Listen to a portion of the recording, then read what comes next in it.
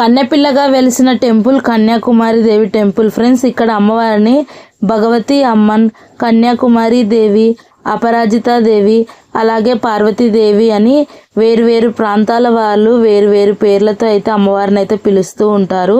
పరమేశ్వరుణ్ణి ఏకభక్తిగా అలాగే ఒంటి కాలితో తపస్సు చేసి ప్రసన్నం చేసుకొని పెళ్లి చేసుకోవాలని అనుకుంటుంది సూర్యోదయానికి ముందే. కానీ దేవతలు ఒక ఉపాయం చేసి సూర్యోదయం కాకముందే సూర్యుడిని అయితే ప్రత్యక్షం చేసి పరమేశ్వరుల వారికి అలాగే కన్యాకుమారి దేవికి పెళ్లి కాకుండా చేస్తారు. ఈ విధంగా ఎందుకు చేస్తారంటే, బాణాసురుడు అనే రాక్షసుడు బ్రహ్మతో వరం పొంది ఉంటాడు, కన్నెపిల్లతో తప్ప ఎవరి చేతిలోనూ నేను చనిపోకూడదు అని. అందువలన ఈ ఊరికి కన్యాకుమారి అని పేరు వచ్చింది. ఆ బాణాసురుడిని సంహరించిన అమ్మవారు తనువు చాలించి ఇక్కడే బీచ్ పక్కలోనైతే టెంపుల్లో కొలువై ఉన్నారు.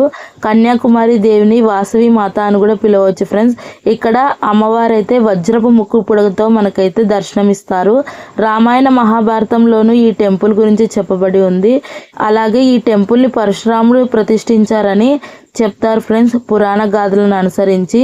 టెంపుల్ గురించి, సూర్యోదయం గురించి, సూర్యాస్తమయం గురించి, పున్నమి వెలుగుల్లో మనకి చంద్రోదయం సూర్యోదయం ఒకేసారి ఎలా వస్తాయనే దాని గురించి ఫుల్ వీడియో, లాంగ్ వీడియోగా నేను ఛానల్ నేమ్ కింద లింక్ ఇచ్చాను.